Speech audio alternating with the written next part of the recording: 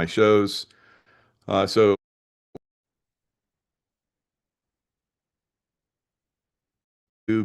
of course, he had lots of YouTube channels taken down. He uncovered topics such as brainwashing, trauma, my labs, covert harassment. So all of which he has had to endure his entire life, as he talks about, and it's talked about in his work. Now, there are other people that are attached to this. Obviously, I've been targeted several times, but he talked about how he was going to have a show with this woman right here, Sue Mount. So she was lined up. He said he met Sue Mount in 2013 after she contacted him after watching The Change is on the Horizon. She was scheduled to be a speaker at his first conference called Timeline of Disclosure. And then she had rapidly deteriorating health, just like James did, and she died within 6 months. And of course, unfortunately, didn't make it to that event. So there's been others that didn't make it to his events also. There was this one super soldier, Renetta Jones. She also talked about how she had memories of super soldier program like I have. And she also passed away before coming on one of his shows again. So there's seems to be a little pattern going on here, doesn't it? Where they take out people that are exposing the super soldier information recently. So very tragic, very unfortunate. Many of us have to endure, these tragedies.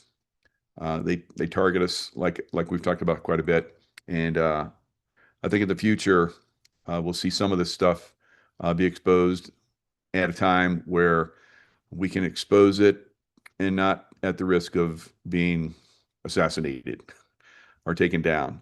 So I think he probably had some kind of uranium. That's one of the things they do. They hit people with some kind of uranium. Uh, this also happened to Patty Greer, who I've done shows with, and I work with her doing C60. So she talks about how C60 saved her. So there's lots of different modalities. We were trying to get some modalities to him to help him, life wave and some cleansing and so forth. But unfortunately, uh, we strangely we had sent him several shipments and they didn't get there. How about that? So very, very crazy stuff that happens in this community. I remember when I did not his last one, but the one before, I did an event with him, and there were some strange people that came to that event. And I know they were like checking everybody out and maybe targeting people. So James he did like a whole presentation, and I think it was like 30 or 40 different people that have died over the years that have been revealing like super soldiers and space program stuff and all kind of crazy stuff. So they really target people that reveal this stuff. So it's really the people that somehow seem to be able to reveal a lot of stuff, but seem to be able to keep going. You gotta look at them very closely. Maybe a little bit suspect going on, but Carrie Cassidy has been involved in this for a long time. She's been targeted several times. She's been able to survive. Good for her. Hopefully, she continues to survive, right? Because she reveals a lot of great stuff. So frustrating indeed.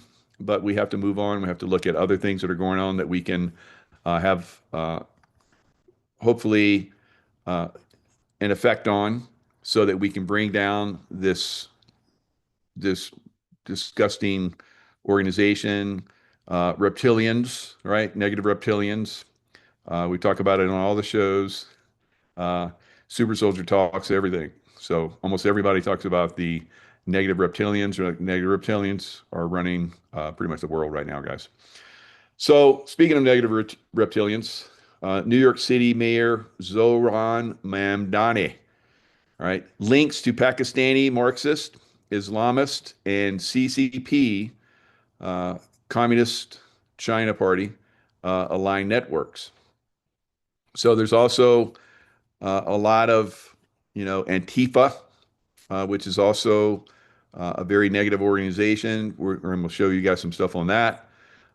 So I spent a lot of time in Pakistan, and I know how incredibly corrupt Pakistan is. We basically found the bad guys there. I was part of taking out so many people that were in Pakistan, terrorists, and one of them, of course, was Osama bin Laden that you would know of. But there were several more that were causing a lot of devastation in um, in Pakistan. Now, Pakistan, just like the United States, just like Europe and other places, has radical radical groups, uh, reptilian led. Right? Just going to keep throwing that out there. All right. Hopefully, I stay alive to keep saying it. But they have basically uh, controlled a lot of governments all over the world. Uh, Juan O'Savin is going to come on in a little bit, and we'll probably talk about 2020. It's not over yet. All right. So 71 different countries, according to Juan, have had their elections manipulated. Pakistan being one of them, absolutely. Right. And we'll go into a little bit more of that a little bit further into this. So I'm just bringing this to your attention. Mamdani, they're deeply integrating into the United States now. We have been able to keep it at bay to a certain extent, but now it's coming in uh, very aggressively.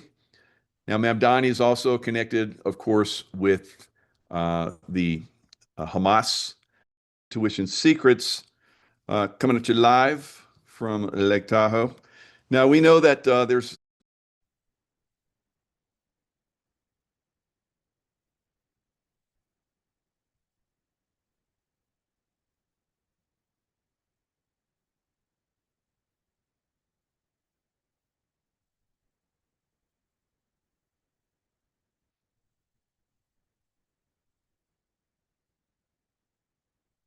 Hello, everybody. It's Michael Jacob with Unleashing Intuition Secrets, coming at you live from Lake Tahoe. Now, we know that there's a lot of people that are attacked quite often in our community. And one of the most recent ones, unfortunately, was James Rink. So James Rink did a lot of shows with him. Super Soldier, great, great time I had with him. Did some other shows with him, and in all those shows, he was exceptional. Very good person, amazing. Unfortunately, he has passed on. Right. So in his last event, after his last event, because we know how they target us, they basically it seems like they targeted him, and he got sick right after his last event, and now he's passed away. So very sad. It's always sad to see, someone like of the caliber of James Rink, pass. Here's Super Soldier Talk. So this is a picture of James Rink. Might remember him from some of my shows. So Super Soldier Talk on YouTube. Of course, he had lots of YouTube channels taken down. He uncovered topics such as brainwashing, trauma, my labs, covert harassment. So all of which he has had to endure his entire life, as he talks about, and it's talked about in his work. Now, there are other people that are attached to this. Obviously, I've been targeted several times, but he talked about how he was going to have a show with this woman right here, Sue Mount. So she was lined up. He said he met Sue Mount in 2013 after she contacted him after watching The Change is on the Horizon.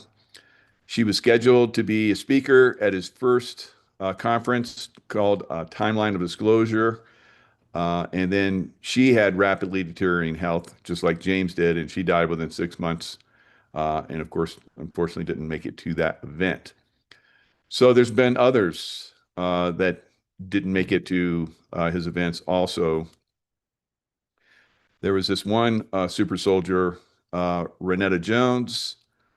She also talked about how she had memories of super soldier program like I have, and she also passed away before coming on one of his shows again. So there's seems to be a little pattern going on here, doesn't it? Where they take out people that are exposing the super soldier information recently.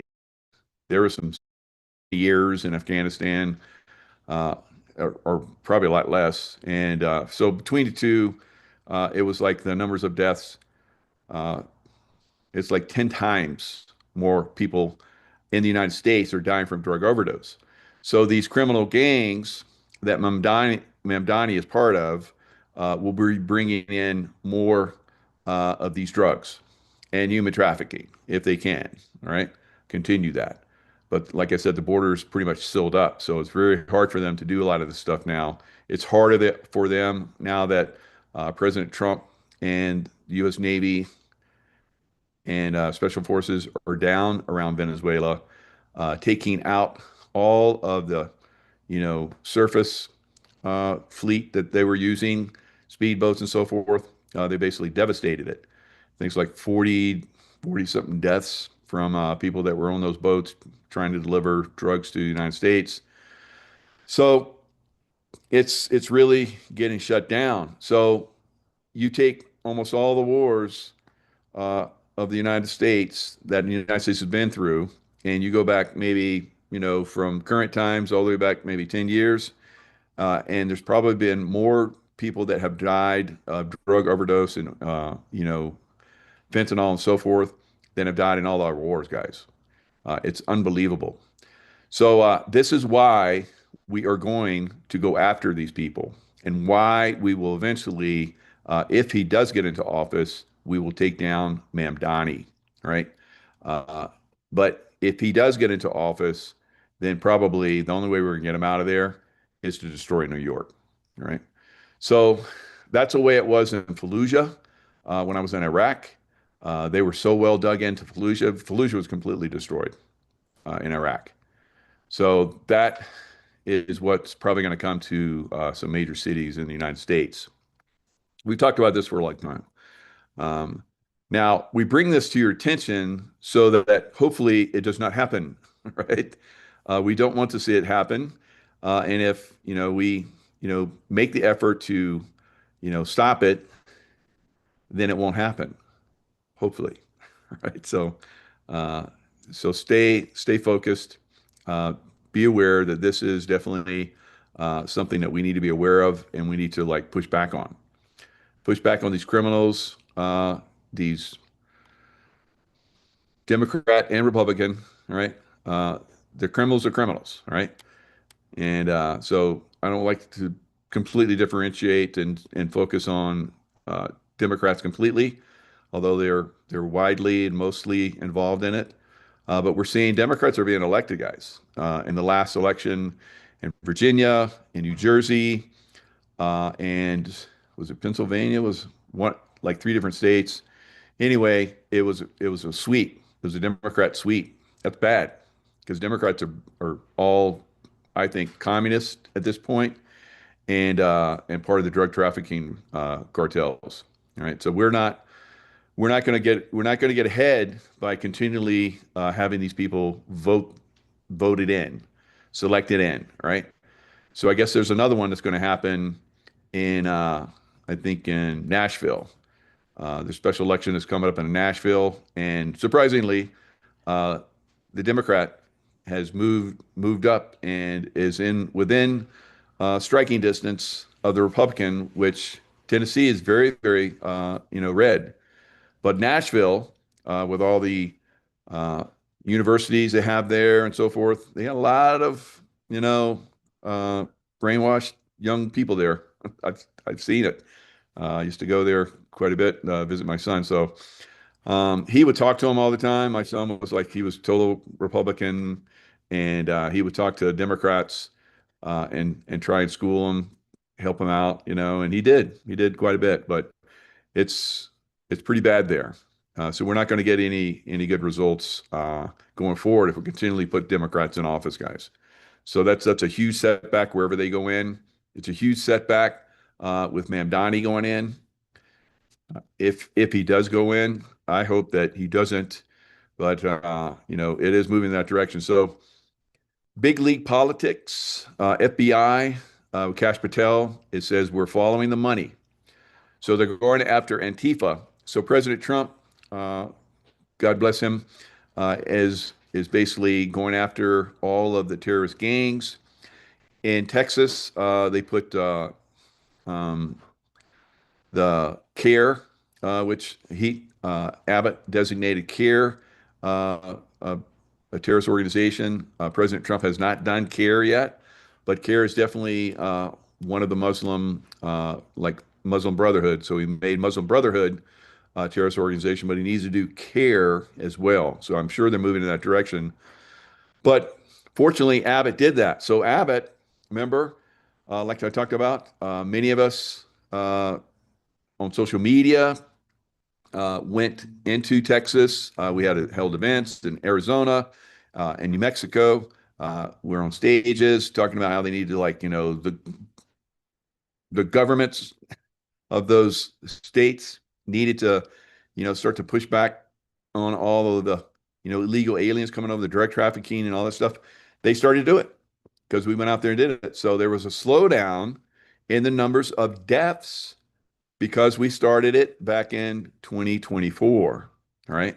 And then Trump came in office and now it's going downhill some more.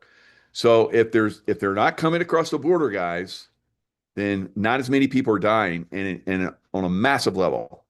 I think it's like less than half now. There was like 100,000. I think now it's all the way down to like 43,000 so far this year, potentially. That's a huge decrease, guys. Right? So it's very easy to see that we really need to go after the people that are trying to push this in and take down their organization. So Antifa is one of them. So, like I said, President Trump designated it as a terror organization. That's huge, and it's going to have to continue. So we got Kash Patel doing that, and we have Antifa in Germany. So Antifa in Germany is a big problem too, and that's another reason why we need to get ahead of it. That's another reason why we need to get ahead of a Mamdani coming into office in New York. We need to get ahead of it. We need to show that he is a criminal before he gets into office. Once he gets to office, he's going to be like a tick. He's going to burrow in and he's going to bloodsuck New York, right? And all of the vampires that are going to just like come running to New York and they're going to bloodsuck New York and it's going to die, right? And the only way to get those vampires out is to come in with stakes and hammers and blast the hell out of the place. So come on, New Yorkers, wake the hell up. All right, you voted this criminal in, and you're gonna get hammered. All right, so FBI tracing the money organizers and interstate operations of Antifa now. So it is moving somewhat in a good direction. So I want you guys to see this Antifa logo. See the Antifa logo? Now, let me pull up Sheila Holmes' book. So Sheila Holmes, basically, in her book, An Eternal Plan Always Trumps a Human Plan. So we have, this is Antifa Christliche Action. This is 1933 paramilitary wing of the Communist Party of Germany. Hello, Nazi. All right. Hello, Nazi Party. Right there. Anti-fascist. They're anti-fascist. No, they are fascist. So here's their Biden era media doesn't want to talk about it, but under President Trump's restored leadership, the FBI is finally doing what Americans have demanded for years. All right. So it's happening.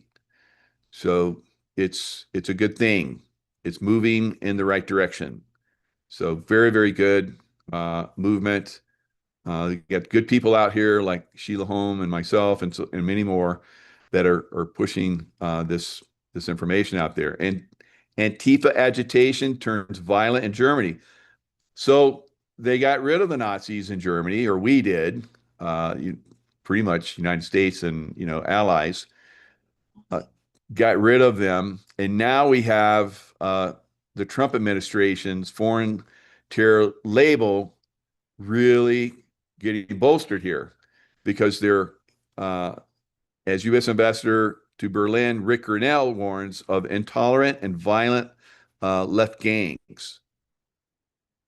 So here it is on X, where he talks about how if they follow the U.S. left, he's talking about Democrat Party, then they will promote deadly violence while also losing public support and elections. But they won't see the errors of their ways because the German left gets lots of support from the media, just like they get lots of support. The leftists here in the United States gets lots of support from the media as well because they're all leftists. It's publicly funded too. So in Germany, the press is funded by the public. So they're funding their demise. And so this is a very tragic situation that's going on in Germany, but it's allowing us to see that we really need to be heads up on it. So, of course, we're having protesters arrested for blocking federal agents in New York City. So they're getting ready for their Ma'am Donnie boy.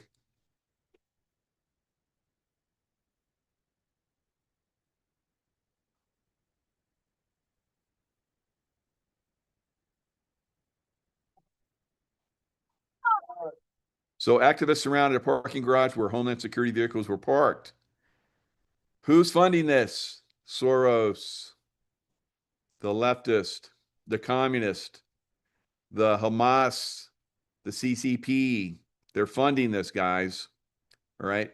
It's a takeover of America. But the police here in New York are not putting up with it.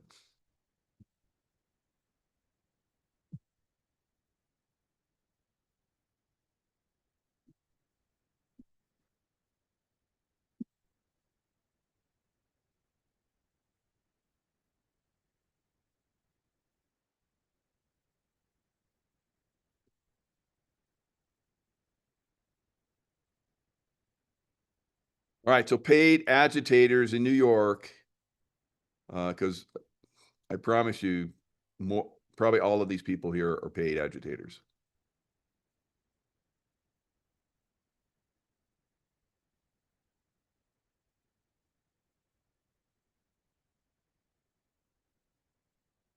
So as you see, they're coming in with trash cans and throwing rocks and all the typical bullshit. So it's really getting out of control in New York. So they see this as a win for themselves, and they're really going to start to come in. So I wanted to play this. I believe that we have special forces that are operating in a lot of these cities and going after a lot of these criminal cartel members before, and Hamas and other people before they actually get started. So let's give a little tribute to U.S. Army Special Operations recruiting. Iron sharpens iron, so one man sharpens another. Not far from here on the hallowed grounds of Fort Liberty near the intersection of Rock, Merritt, and Ardennes, in etching to the green marble is a quote from the 35th President of the United States, and it reads that the Green Beret is again becoming a symbol of excellence, a badge of courage, and a mark of distinction in the fight for freedom. President Kennedy also challenged our nation to go to the moon, not because it was easy, but because it was hard. I talk a lot about an article I read a while ago in which the author wrote about how today's youth, well, they're lazy. They're lazy in language and communication. They don't seek hard work, nor have the endurance to see it through. They are nor gritty or resolute, and they lack ambition. That article was from an op-ed in the 1938 edition of the Chicago Tribune. The youth the author talked about went on to parachute behind enemy lines in France and stormed beaches like Omaha and Utah, ultimately becoming the greatest generation. And as great as that generation was, I believe that your generation can be even greater.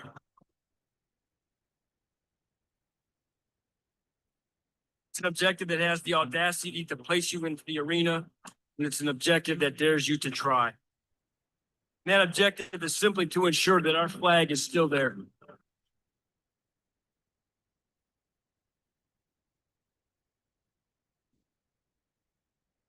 Chose a rugged path, arduous, ill-defined, with no promises of riches nor reward. Chose the journey over the destination. You surely chose the task over credit. And our nation will require answers without even knowing the questions, but answer you will, and we will answer them together. The world will hear them where they need to be heard. A sprawling city under the threat of tyranny. We're in a village building the resiliency and audacity required to free the oppressed.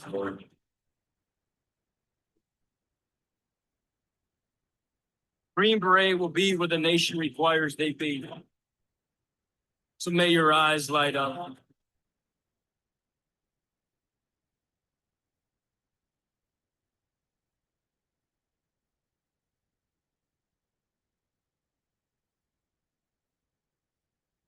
We are deeply proud of you. We applaud you.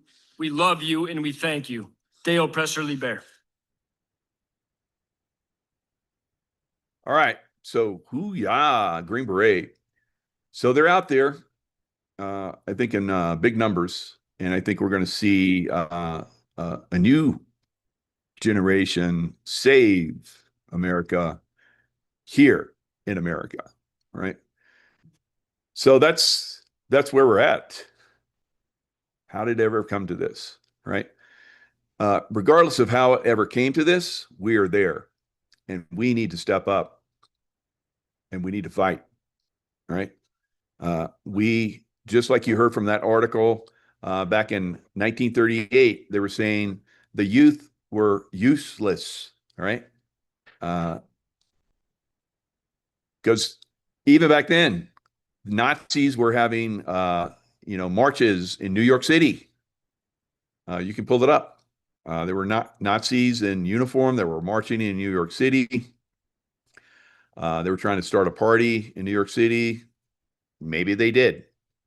Maybe we're seeing the results of that early stage that now we're going to see Mamdani come in, a new type of Nazi. So a Muslim type of Nazi. So in the Middle East, guys, in a lot of these countries, like I've talked about, like in Pakistan, they have come in and with CIA, the negative CIA backing, because I was there with the positive wing of the CIA, and we did really good work there, taking down terrorists like I talked about. But the Pakistan, the guy that helped us find he verified that it was pretty much bin Laden in his compound. The guy that did that, Afridi, I believe is the doctor's name is, has been in prison. Now, we told him he needed to leave Pakistan, but he thought he was going to be a hero. But the negative Pakistani negative military in Pakistan, and their negative CIA equivalent, ISI, they have a negative side, just like we have a negative side. They basically threw him in prison. So just recently, we've had one of our ambassadors to Pakistan, again, because Trump basically, when he came in office first time, he said, I'm going to get Afridi freed. Even Trump couldn't do that because Pakistan's so corrupt. So they're still trying to get Afridi freed, guys. He's been there for, I don't know, like 12 years, however long it's been. So it's a very corrupt country. They have There's a former not soccer, but in Pakistan, they do like what's that one where they throw the ball with the cricket. So they're cricket fanatics. You think Americans are we love football. You know nothing about Pakistanis who love their cricket. Now you know that I've said many times that our sports are basically compromised. They choose the winner. That was disclosed by the CIA in Pakistan through the news media, and Pakistanis didn't care. Just uh, like I've been disclosing for years, uh, Americans don't care. They don't care it's compromised. They want to go have their beer and their hot dogs and party and all that kind of stuff and just believe. All right, so we're gonna have Juan come in and give us a little update on what's going on out there. And Juan, it's good to have you back again. I was just talking about how the Green Beret are gonna, they're coming back. We're gonna have the greatest generation again, and that fighting is going to happen, not only around the world but also here in America, cleaning up, I believe, the deep state bubbas that are out there. So I think it's going to be super challenging going forward. I think it's going to take years to clear it all up. But as we'll see going forward, it's going to be quite fantastic. Well, I would agree with you. There we go. I had to get the camera on there, so Sweet. Good job. That's yeah, lovely there. yeah. Um, you know, we got a lot of people that seem to think that the military is somehow in opposition to what we're doing, or it's going to do something wild and crazy and just go take over the country or throw every bad guy out or whatever. That's not the way it works. The military is under the command of civilian government led by the commander in chief, who is the um, elected representative of the people Commander in and Chief. commands the military commander in chief. So he's not out there just doing anything he wants, and neither is the military. They have certain protocols they operate within, and that they all must obey. And then the president commands the military. The military doesn't go off half cocked. People, they just got to send in the army, got to send in the Marines, got to send them to do this and that. They don't do it on their own. Why don't they just go in there and do something? They don't do it on their own. They do it under command. So, I'm thinking of the Tina Peters situation. Even there are certain protocols that they're not just going to take it on their own authority to do what needs to be done here. It's got to be in a command situation. Yeah, most definitely.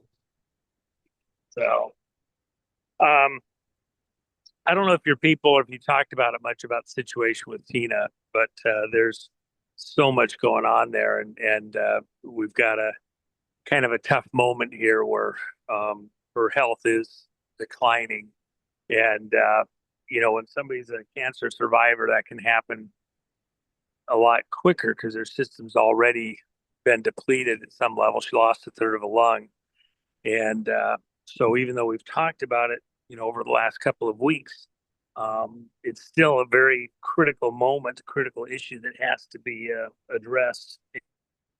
And I know the president was made aware of some new developments that I don't think we have permission to talk about at this point in time, but I think there's things that are going on that some speed is in order to assist Tina at this point in time. So, if we do the Venezuelan strike, do you think they'll do a pretty much a insurrection act here in America? Well, I don't think that's quite the way it works. Yeah. There's here's part of what's going on in Venezuela. Um, Maduro was given a kind of a choice uh, several weeks back, and he was let known that he had till the first, And if he hadn't cleared the area, it was a free for all to go get him. He's got a $50 million bounty on his head from the Justice Department. So he has to decide, does he want to live free, go somewhere, or be incarcerated in the U.S.? And we've done it before. Pineapple Face was here for the remainder of his life. And Maduro can go enjoy a federal prison also. But as I understand it, and I think the information's accurate, but we don't have independent confirmation of it other than a couple of sources that are probably all playing off of one source. So again, it's really just one source through several people. That Maduro took a government aircraft, flew to the border of Venezuela, and then went in on foot or vehicle into Brazil, and then was going to be flown out to a location where he could enjoy the sunshine and relax the rest of his life. He'd be, not going very far, but he would not be incarcerated in a federal prison. As I understand it, that occurred, and he flew out of that location sometime early this morning, if that information is correct. And we don't have any independent confirmation of it. If he has left, and the people of Venezuela, at the point that they become aware that he's no longer there, that's when you get into something really interesting. See, Venezuela has been being run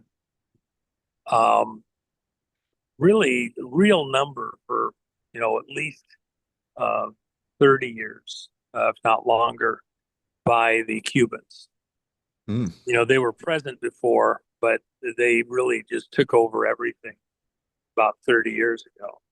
And when they did that, you couldn't get a driver's license. You couldn't get your Social Security. You couldn't get a government contract unless Cubans were involved. They ran everything. Wow. And the country was really just a pawn state, Cuba, if you can imagine. And then Cuba with Russian control over Cuba up to a certain point. Now, really, it's Chinese control over Cuba. They've been willing to spend the money and has been that way probably realistically for about a dozen years. And so, it's not a Russian vassal as much as it is now a Chinese. And let me just add this. In this bizarre twist of the way things have been going in Cuba all the way along back to the 50s, the Brits have been controlling operations in Cuba through Canada. And so Canadians continued to travel to Cuba even when Americans could not. And then Canadians brought back their cigars and everything else, and came and went from Cuba when they needed car parts to keep their 50s cars working. They got them through Canada.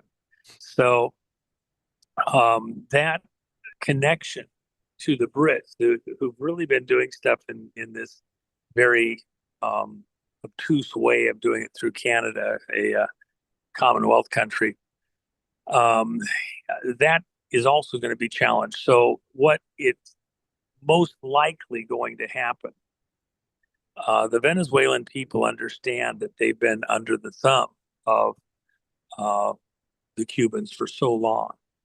Every dictatorship, even the vote stuff was controlled by the Cubans. And so they're going to revolt.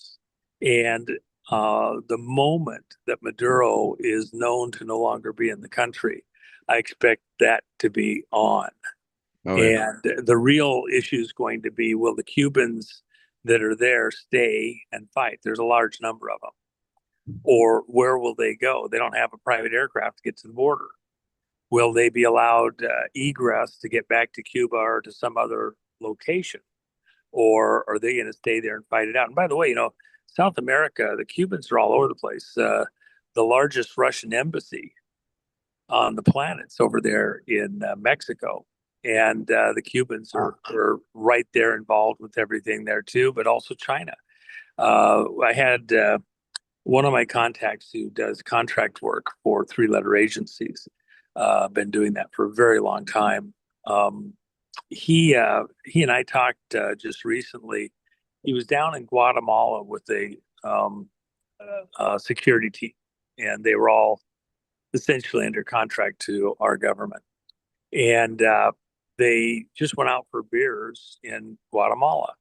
And when they were done, of course, in these South and Central American countries, and you know this, you don't really go out to dinner, say at sunset, you know, latter part of the day. You might take a siesta, get up, you know, 9, 10, 11, 12, and then you go out and you have a dinner and drink or two, and you're not done with that till, you know, 2, 3, 4 in the morning. And that's just common in that culture. So they weren't doing anything weird. They're out there at 1:30, 2 in the morning, had dinner, some beers, and they're walking back to their hotel, and they heard music coming from a spot and thought, well, you know, maybe we'll have one more beer.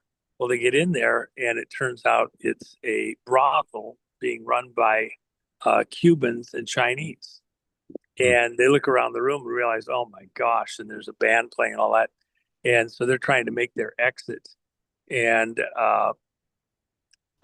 there was a couple of things that happened. One of them was that there was a girl that was probably Ukrainian, but they don't know. And she just tried to latch on to one of the team members and just, you know, stay with them. No, you got to stay, you got to stay. Because, of course, they have to meet their quota every day. And just, you know, as he said, just a beautiful young girl. And but with their work, their clearances, etc., there was just no possible way, and they made their exit and left. And it was very clear that it wasn't just Eastern Europeans running this. The Chinese were all around, inside and outside the building, guarding the facility. The next day, when they were in a meeting with their counterparts there in Guatemala, they described the situation, their concerns, not wanting anybody to be confused. You know, they just didn't realize what they got into, and the guys all had a laugh and said, "Yeah, the Chinese have 3 of these places here in Guatemala. They're all over South America, and that's one of their primary ones. And it's them and the Cubans, and they bring these girls in from other parts of the world and prostitute them there in Guatemala, but it's the same in other places." Again, there's that alliance. I believe what's going to happen is that as Venezuela, as they realize that Maduro's not there, are going to have civil unrest, civil war, whatever it is. It's going to be aimed primarily at their main oppressors as they see it, which is the Cubans. And that's maybe just hours away at this point in time.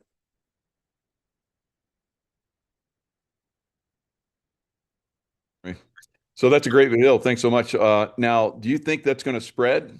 Do you think it'll spread over to Brazil with Lula, or Colombia maybe, or Mexico? Do you think it's going to spread at all? You know, that's a really hard question. I don't think any